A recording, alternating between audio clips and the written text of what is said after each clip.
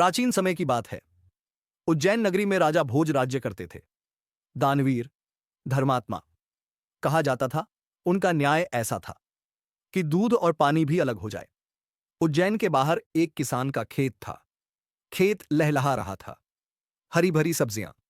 लेकिन खेत के ठीक बीच में थोड़ी सी जमीन बंजर पड़ी थी। किसान ने वहां भी बीज बोए थे, पर कुछ नहीं उगा। उस जमीन पर किसान ने एक मचान बना लिया, पर जैसे ही वह मचान पर चढ़ता, उसके मुंह से अपने आप शब्द निकलने लगते। कोई है? राजा भोज को पकड़ लाओ, मेरा राज्य उससे छीन लो। यह खबर आग की तरह फैल गई और जल्द ही राजा भोज के कानों तक पहुंच गई। राजा बोले, मुझे उस खेत में ले चलो, मैं खुद देखना चाहता हूं। राजा भोज वहां पहुंचे और वही सुना, वही देखा। किसान मचान पर खड़ा चिल्ला रहा था, राजा भोज को पकड़ लाओ। राजा चिंतित हो गए, बिना कुछ कहे लौट आए। उस रात राजा को नींद नहीं आई। सुबह होते ही उन्होंने ज्योतिषियों और पंडितों को बुलाया। गुप्त विद्या से पता चला, मचान के नीचे कुछ अद्भुत छिपा है। राजा की आज्ञा से जमीन खुदवाई गई और तभी मिट्टी के नीचे से एक दिव्य सिंहासन प्रकट हुआ।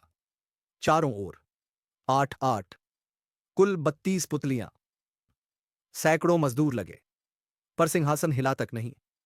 एक पंडित बोला, महाराज, यह देवताओं का बनाया सिंहासन है। यह तभी उठेगा जब आप स्वयं इसकी पूजा करेंगे।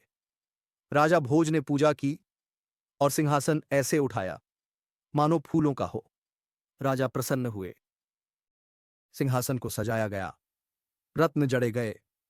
पूरे 5 महीने लगे। शुभ मुहूर्त आया, बाजे बजे, नगरी में उत्सव छा गया। राजा भोज जैसे ही सिंहासन पर पैर रखने लगे, अचानक सारी पुतलियां खिलखिलाकर हंस पड़ीं। राजा चौंक गए। राजा बोले, तुम क्यों हंसी? पहली पुतली बोली, राजन, यह सिंहासन महान राजा विक्रमादित्य का है। अब रत्नमंजरी सुनाएगी। राजा विक्रमादित्य की पहली कथा।